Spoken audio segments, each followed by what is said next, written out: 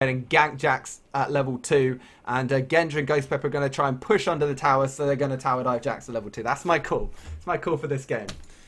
My An prediction. interesting strategy coming out from M5 too. They have 3 exhausts, one from Ghost Pepper, one from Genja, and one from Wow, Alex he's going Itch. to carry So on. it's just gonna go in. 3 exhausts coming out, and no exhausts coming out from TT Dragon. So you could be seeing M5 try to do what they generally do: team fight, try to get Aw. some team fights in early. Ghost Just Pepper try to move in. switched. Ah, Go man, Sue. I wanted to see CV exhaust. Wanted to see it. Damn.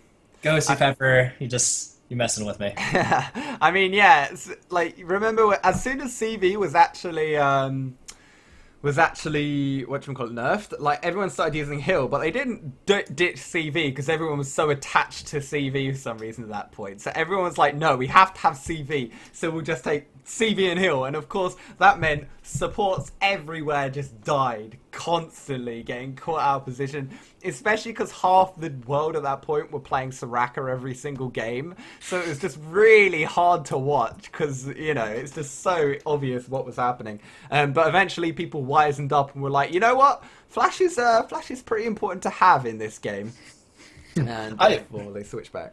Yeah, they're like, I like Flash. Flash is gonna Flash is allow me to good. live. And I know, especially what I remember before, Soraka would just every time, wouldn't be able to CV in the right spot. And if you don't get that nice CV in the right spot, if you don't have any wards, you start pushing past halfway. Yeah, Especially if you mid don't go boots early, Yeah. you just get absolutely destroyed, and you're just running with 300 move speed, just slowly, just galloping your way towards. Actually, at this point, it would just be kind of like trotting your way towards the tower just to make sure you stay alive. But every time you'd just be almost instantly taken out, and that was always a big problem. But with Flash, then you're going to be able to say, oh, now I'm going to be able to gain some ground, hopefully be able to survive at that point, and just be able to just do a quick flash before you get any CC or anything else on you. And that could be a big difference here. And that's what Ghosty Pepper decided to go for here. But they still have 2 exhausts that I think they're probably going to end up Yeah, using on that's Sivir enough. and Jax, just to Yeah, make sure exactly. that Or maybe everything's twice okay. on Jax, because if you double exhaust Jax, he's completely useless in team fights. I mean, he's decently tanky, but if you double exhaust him, burst him down, it's pretty much end game. That's one of the best things to actually do against Jax, exhaust. One of the best counters to most bruisers, like auto attack bruisers, is just exhaust. As long as you can reduce their attack speed by as much as possible, you're in a good position.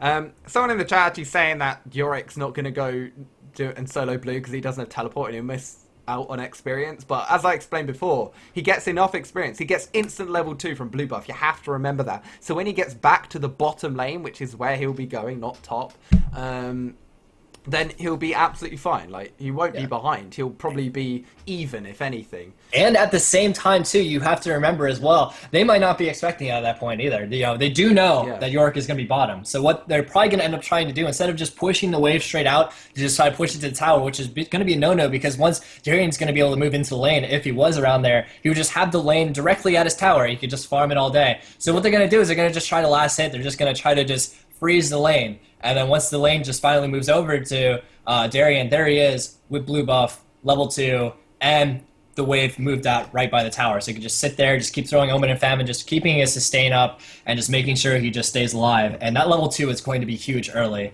for Darian, especially if he has to worry about an early 3-on-1 gank that's going to be coming down on one of the towers. But I think actually the tower is attacking a lot faster than it generally has Yeah. been. I think they changed the auto attack speed. I think it was supposed to be 0.6. Now it's 1.1. So every time you try to do a tower dive onto a tower, the tower is just like Gatling gunning its way through people, and just pretty So much like tough. every time you try to do a tower dive, it's just boom, boom, boom, boom, boom, instantly dead.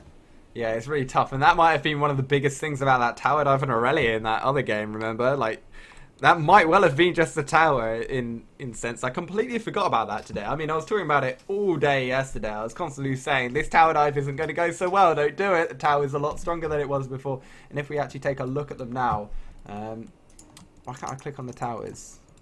Odd. Yeah, so it's not letting me do it either. They're just like, no. There You we go. casters, you guys can't click on the tower. There we go. Oh, Yeah. it's 0.8. Okay. So 0.8 now. What? 0.8. I don't know. I don't know what's going on. Maybe it did get fixed. Maybe there was a hot fix for it. Yeah, I don't know. They're just moving things around left and right. They're just like, we're gonna switch things around. We're just gonna try to move it. Today it's gonna be point 0.8. It's like the stock market. Today it's gonna be point 0.8, 1.3, 1.2, 2.5 attack speed for the towers now, and then just people try to dive and they're instantly down. With Diamond Prox might end up getting caught.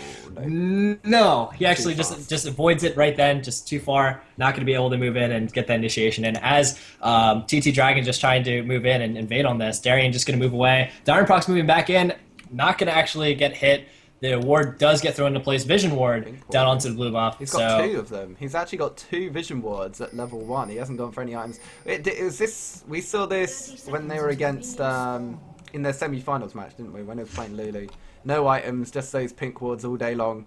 And he's also got the pink skin, so it matches up pretty nicely actually. Yeah, actually, they told me that they were actually they weren't even bugged on EUS. Is something I didn't really know. Sorry about that. NA side EUS. Oh, it's only I'm sorry. NA. Yeah, it was just bugged on only on NA. So of course it would be us. But meanwhile though, TT Dragons on that blue. They're gonna see if they can try to take this right now. M5 thinking, what can we do in this situation? Their level 1 team comp is not as strong as TT Dragon, so they really don't want to try to engage this, especially with Maokai. You have Twisted Advance, you have the damage that's coming out from Sivir early. He actually went Ricochet first to be able to get that extra damage on the rest of the team, and then you have Jax with the Counter-Strike and Tarek with Dazzle, so I mean, a lot of things you have to worry about there, but they're just going to move back into it. They have it warded, so they know everything's in place, but early advantage right now, though, going TT. And they're actually moving Sivir and Tarek up top, so they know exactly what's happening, so you're going to have Yorick go against Jax down bottom. That's smart. And yeah, Yorick isn't going to get his blue buff because he knows this ward is here. This makes it so dangerous because Yorick does go very, very low when he does try and solo that blue buff. So a little bit too scary for him to grab there. But it does mean that Diamond Prox can get the level 3 when he does go down there. And yeah, TT Dragons are playing this out correctly at the start of this game. Completely, actually. Doing everything they needed to do to shut down this 2v1 tactic. And wow, Pinhead actually taking a lot of damage there, and Ghost Pepper just sitting there, sponging up a little bit, and they're just going to heal up from health potions though, so no problem. Level 1 at AD carries pretty much always happens in that kind of lane.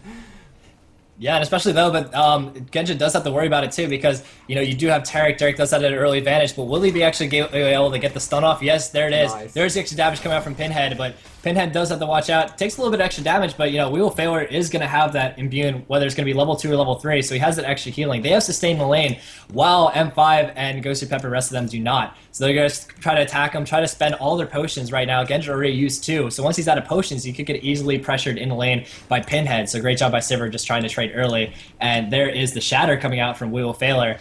And right now they know Vane's going to be weak early, but bot lane.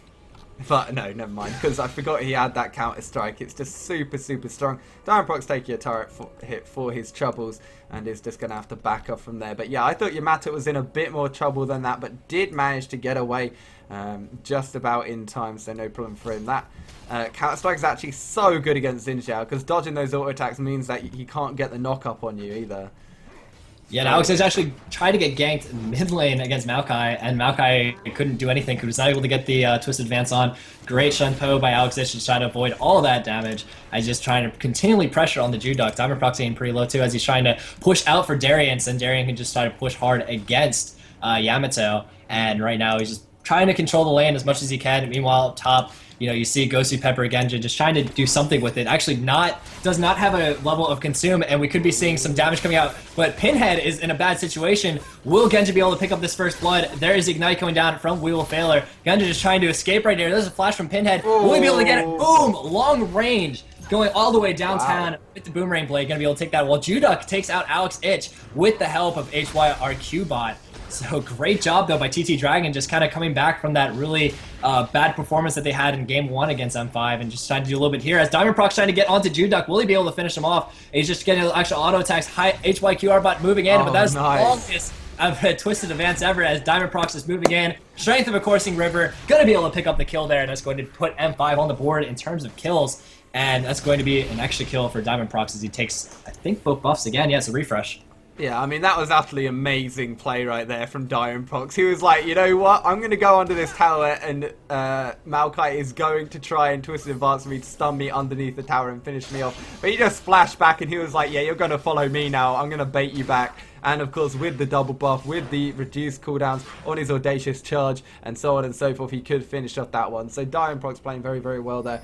Yeah, Genja actually falling in that top lane very early on, which I did not expect, but looked like they were trying to trade a little bit too much. As you said, Taric and Sivir will just have the advantage early on in this game. And at the same time, a great gank in mid did shut Alex Ich down. It took pretty much everything they had, but they did finally manage to pick up that kill. And Juduck doing a decent job in this lane right now. Yeah, and right now, 400 gold advantage right now going to TT Dragons. I think that's the first time that they ever had a gold lead during this series. And, you know, they're going to try to see if they can move this and try to take advantage of it. But they do have to watch out for the late game comp that's going to be coming out from M5. And M5 right now trying to move on to We Will Failure. There's a stun coming out from Gosu Pepper, followed by HYRQ bot. Going to move on to Gosu Pepper. And he just gets almost completely taken out. Juduck, final auto attack, going to be able to take him out. And that's going to be yet another kill for TT Dragons. And Genja trying to take out that ward, not going to be able to do it. And a fight happening between Diamondprox and Juduck. He's getting the red buff on it, but here comes the turnaround as We Will Failure, HYRQ bot. Going to be able to try to move in onto him. He's trying to move back and forth, trying to see if he can measure the aggression. There he's going to aggress onto HYRQ bot, but Diamondprox does get initiated onto. Alex is trying to move in the damage, but Diamondprox almost completely taken out. But look at the aggression coming out there. Oh, he's so close. Almost down. Alex Ich going to see if he can pick it up onto We Will Failure, but almost being able to save himself with the Imbued and just moves directly over top of HYQ robot. There is the Twisted Advance. Will he follow up with the Arcane Smash, getting those nice red buffs on him and the red buff damage, but Alex Ich gets taken to 500 HP, but he's still going to be A-okay, still going to survive as Gosu Pepper moves in to assist Alex Ich. I mean, that was one thing that TT Dragon have been doing better just so far. Even though it's so early, there's so much aggression around the map. And TT Dragons have been doing a really good job of sticking together. Like Juduck, that was great reaction timing there to move up towards that top lane when Taric was being chased. They're all just completely outnumbering Moscow 5 right now and really just playing better as a team early on during this laning phase. I think Moscow 5 are going to catch on a little bit now, though, and see what they're kind of doing and might react correctly to that. But still a little bit dangerous them early on in this game. They're still around 800 gold behind as we're moving into the 8-minute mark, which is a decent amount to be behind, honestly, this early on. Yeah, and right now, you know, they're showing exactly what they need to do to try to come back. They realized some of the mistakes that they had during game one, and they kind of just decided to turn it around, make a comeback here. And right now, they made sure that they weren't going to stay in the 2v1 lane for very long, if any at all. And they just said, you know what, Sivir, Taric, go against Vayne Nuno. We're gonna trust in you, but they do have to watch out because once Vayne starts seeing those later levels, Sivir is gonna be in for a pretty hard time. Sivir does have the 2 Doran's Blade and the 1 kill advantage. 46 CS to 51 though. Genja doing a great job, despite Sivir having that kill and assist of just kind of farming the wave, just kind of keeping it by the tower. Yeah, it's very interesting. And one thing that actually happens between these two teams now, that both the AD carries are in this top lane, is that Dragon is actually a lot more open. Like, you may not think that a lot of the time. There's still 2 people down in that bottom lane. Maybe they don't have enough pressure down in that bottom lane, but in general, it's a lot more open. You don't have as many people on the enemy team which can react if you decide to go for an early dragon. And you can see with Darien, with this constant pressure on Yamato, they might actually be able to go for a pretty early one, you know, around 9-10 minutes even. But it can still be dangerous. We'll see actually how much Diana's pressure, because that's the important thing at the end of the day. Like, this mid laner can definitely come down and make a big difference. And here's another gang on the top lane. Genja's going to get locked up very, very soon, but Malco does go under the tower. This is very, very dangerous. He has got level 6. There's a Vengeful Maelstrom to stop a lot of the tower damage coming out, but Genja's doing a great job cutting them round. Just needs one more auto attack. There's the edge of the Boomerang Blade. And wow, that was great play by TT Dragons right there. Wow, just caught him with the edge. Even then, Genja tried to dodge it as well, but he wasn't able to do it. That Boomerang Blade just being too strong there as Pinhead was able to take it down. HYRQ bot just going to be there to assist. Everyone low on HP, but they were able to pick up those 2 kills and just kind of spiral this advantage. They're going to try to take this early game and try to run with it. Something that is really hard to do, specifically against M5. And I think a lot of people in the chat have just realised that TT Dragons aren't nobodies, you know, they're actually a decent team. But Alex is jumping onto Diana now. It's not going so well for him. He uses the exhaust, he actually uses everything, and Juduck just sits through the entire ultimate. Like, yeah, come at me, bro. No problem, I've got a shield. And there's actually nothing that Katarina can do at this stage, because Diana already has the Negatron Cloak and the double Dorans, and Alex just doesn't have any magic penetration of any sort, just has the extra revolver, which isn't going to help him so much in the damage front. And now Diamondproc's going to get caught out of position as well, so this is very, very dangerous times. This is dangerous. He pops the ultimate crescent sweep. Diamondproc stuck in a bad spot. He tries to flash. No. Not able to do it, actually gets caught on the wall there as Yamato getting chased by Darien. Darien trying to move in, but Xin Zhao has the Omen of Death on him. And here is HYRQ bot trying to take out Darien. Darien's so low on HP, but G-Duck should be able to be there to finish it off. There it is. HYRQ bot on a rampage, but this is not who you want to have the kills to go to. You do not want to have him go to Maokai. You want to have him on Diana. You want to have him on Sivir. You want to have him on Jax. But it's been going a lot to HYRQ bot, and he holds the majority of TT's gold, so they do have to watch out for that. But they are doing a really great job in doing these nice counter ganks, making sure catching Diamondproc out in the jungle, making sure that he's not doing the counter jungling like he was able to do for most of game one. Yeah, for sure. And I mean, you see Jax here making sure Yorick doesn't get too ahead of the game. He has gone for the double door and shield. So Jax is going to fall behind a lot in this lane. That was kind of expected.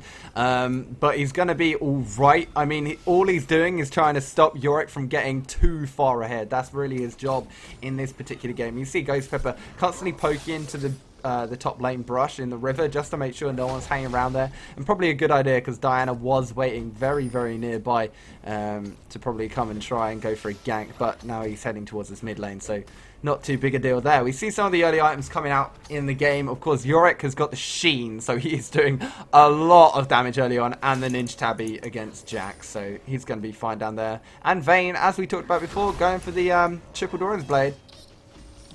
Just trying to be as aggressive as possible, making sure that you try to stay in the lane and just CS, maybe try to get just try to compensate for that early game disadvantage. And Genja actually catching HYRQ bot, meeting him directly in the middle there, using Condemn, make sure that he doesn't get Twisted Advance, just stays back and away from that fight. They don't want to deal with that at all, considering how far behind they are right now. About 2k gold in 12 minutes into the game, fairly sizable disadvantage.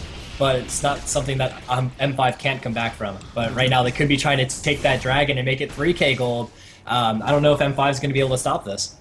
Yeah, and Yamato now has actually got enough damage apparently to be able to trade with Yorick. I mean, once Jax hits level 6, actually his damage just spikes completely out of control. And it is hard to deal with, even if you're this far ahead in the lane. I mean, Yorick has been doing a good job. He's got a kill on top of Jax. He's also got around 20 CS, which is pretty much his second kill.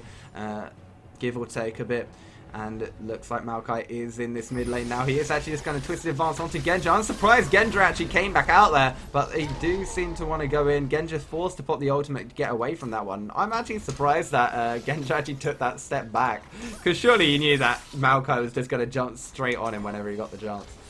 Yeah, he popped the ultimate too, but same thing with Sivir. Sivir popped on the hunt. On the hunt is on a longer cooldown. Yeah, on the hunt is on a longer cooldown than Vayne's final hour. So Vayne's final hour is going to be back up. So if they find a way to force a team fight within the next, I don't know, they have like probably about a 20-second window to be able to do that. 70 seconds left on the hunt, 39 seconds left on final hour. So if they start moving down right now, they won't have on the hunt for the next team fight. But chances are they're probably just going to keep farming this up, just not going to worry about it too much. And not really going to do too much with it. But Gosu Pepper, Alex Ich going to try to push up and try to farm this mid lane and maybe try to take the tower. But right now, they know that they're behind. So they're just trying to farm back into this game. And they're starting to do it a little bit. It's no longer a 2k gold disadvantage. It's starting to move towards 1.6. So just CS by CS, just trying to make its way into just coming back directly in this game and be even with TT Dragons. Yeah, I mean, this is a scary thing for TT Dragons right now. They have an early game team comp. I mean, Taric, Sivir's early game. Diana's all about the early mid game. Maokai even is all about getting your team the advantage early on so they can snowball further on and then just become kind of, you know, a support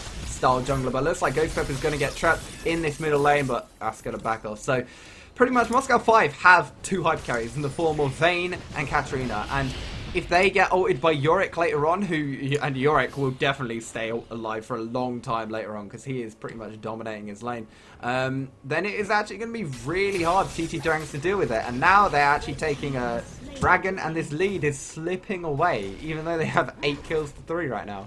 Yeah, they're going to try to trade the top turret for the dragon, and TT Dragons is kind of trying to even out the score again, just trying to make sure that they just stay slightly ahead, as the minions should be able to finish this off. 72 HP left. Yep, that's going to be top tower down. So they get the first tower of the game and try to even it back. But HYRQ bot might actually end up getting caught by Genja. Genja is noticing it and he's just going to run out, but he doesn't want to get too far caught out because Wheel Failure was around the area at that point in time. Same thing with Sivir, but Sivir backed, and now is going to be moving back towards the area. Looking at Sivir's items, Merc Treads. I've been seeing a lot of AD carries just trying to move towards the Merc Treads or Ninja Tabby just to get that extra tenacity, and that's actually a pretty good pickup by Pinhead, because if you look at it, you have the Vayne Condemn, you have Nunu slows, you have Yorick slow, you have quite a few CCs, maybe even exhaust as well, and you want to try to get that extra tenacity in order to stop a lot of that extra CC, and especially for an AD carry, that's pretty big in comparison. And I mean, sacrificing that little bit of attack speed, 25% attack speed,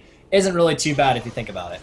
Yeah, I mean, a lot of AD carries, I think, recently have realized, I mean, like, with their builds, generally, AD carries want as much damage in as little time as possible, you know? They want to maximize their DPS. But what they've realized is, if they can stay alive in fights for so long, they're constantly auto-attacking, they're still doing a lot of damage, and they end up actually doing more DPS than they would have otherwise, purely because they can stay alive so long. But Darren's being completely tower diving. I cannot believe how much Yamato and Hookbot are actually just tanking this tower completely out of control. And with the Vengeful Maelstrom, they can actually just sit under there for so long, and Darren actually couldn't do anything about it. And that was really, really great play from, I think, honestly, Maokai. Hookbot is just playing out of his mind this game.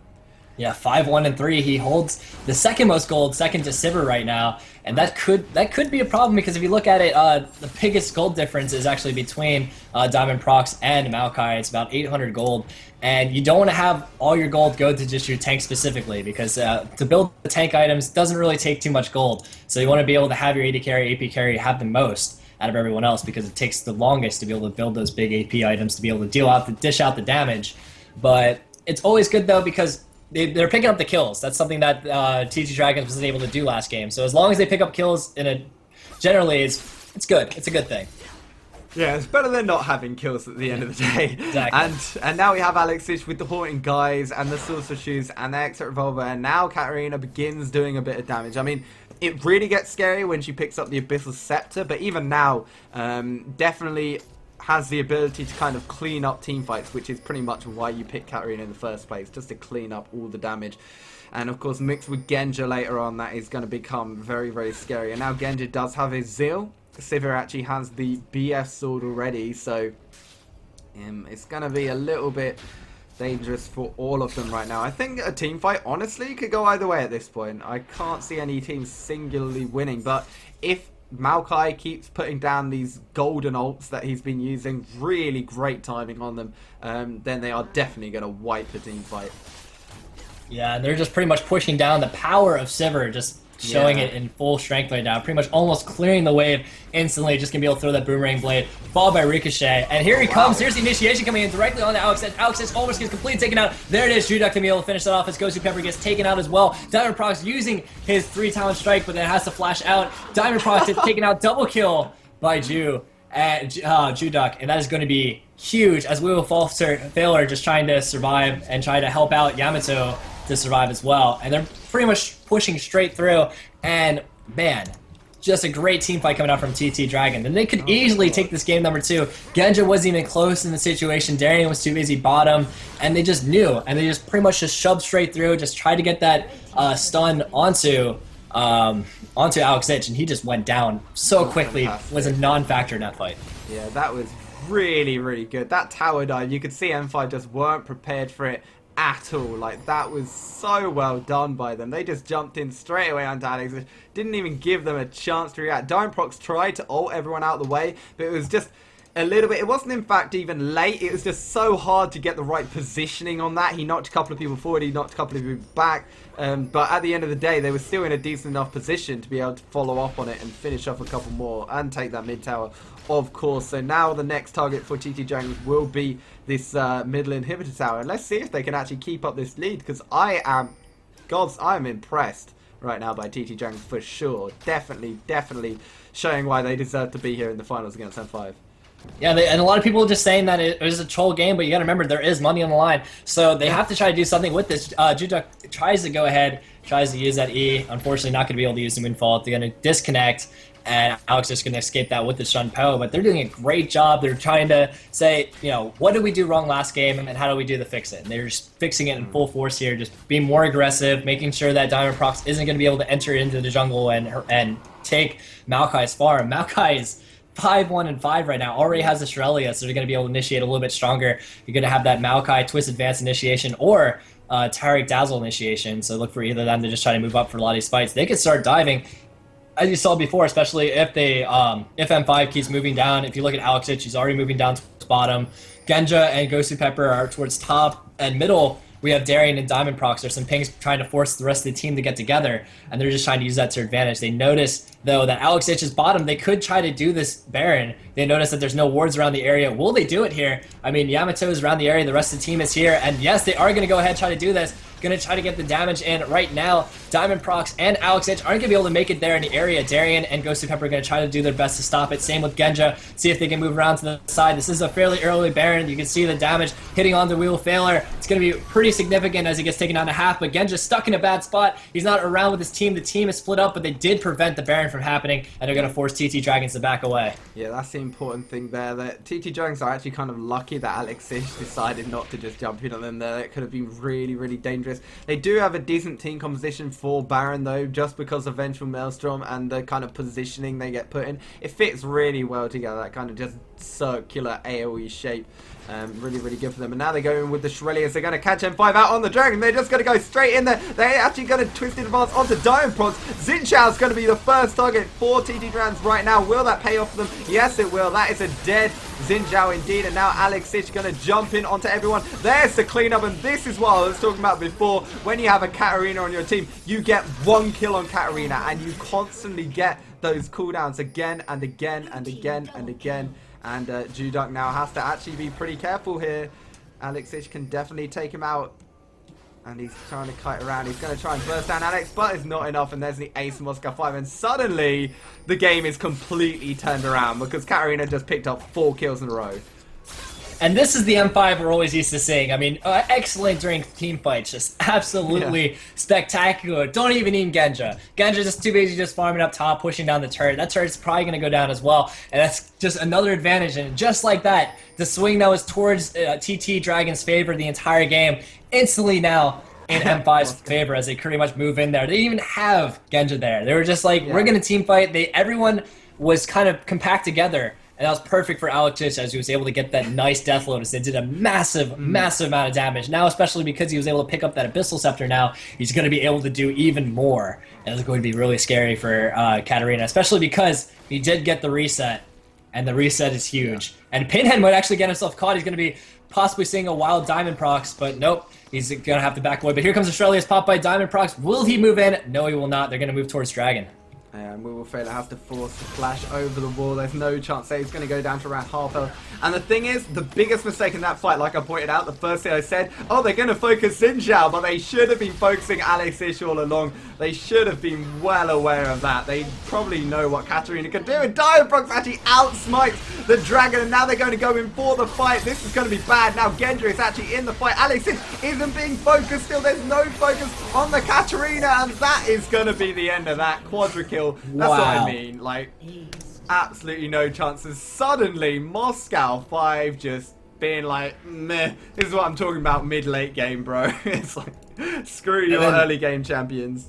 And then you saw the QW coming out from Alex Ich. And actually, they're going to surrender now, so it's going to be a 2-0 victory for M5. And that was a great team fight. I mean, that warranted to see at least the replay. I mean, that was amazing, especially coming out from Alex Ich. You just saw they weren't able to completely take him down. He had a lot of MR. He actually has a chain vest as well, so he has MR and armor as well. 128 armor, 121 magic resist, as well as having a massive amount of spell penetration. I think he has about 69 spell penetration on top of that, and he was just able to go straight through. Once he got that first kill, it was just lights out from there. Just instantly just getting those quick Sinister Steals followed by Bouncing Blades, and then just knocks out someone else. Bouncing Blades, Sinister Steal, boom, boom, just instantly just spamming everything, and then four people down instantly. I'm going to watch that fight real quickly again with Alexich's perspective on the line, see exactly what he did. And this is what I mean. There was actually a decent amount of focus right here right now. It's literally about to start. Alexich just hanging around. They all focus Xin Zhao again. And then Alex shumpos over the wall, pops the Death Lotus.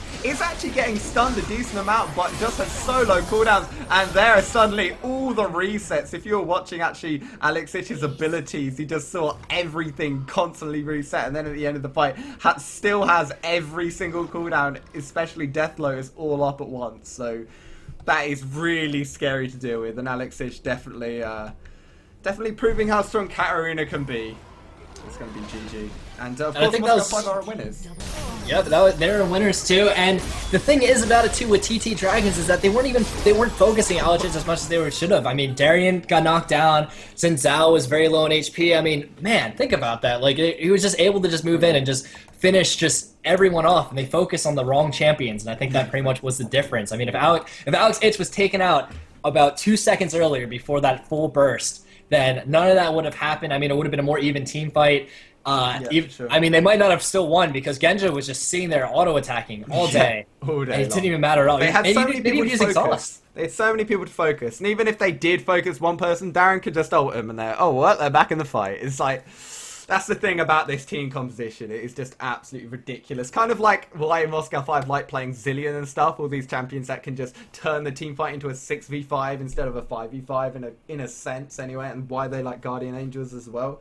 Because it constantly spreads out the focus, you know. You can't just burst down one person. Otherwise, you'll be like putting so many cooldowns in one place, putting all your eggs in one basket. It doesn't work out. So, but Moscow 5, winners of the All or Nothing tournament, pretty dominating fashion. 1,000 euros in their pocket, and everyone else walks away with a sour taste in their mouth, I guess. But I think those were pretty damn good games, especially that last one. I think really TT Dragons just proved that they did have what it takes to like box with the big dogs, but they just need to work on a couple more things before they do.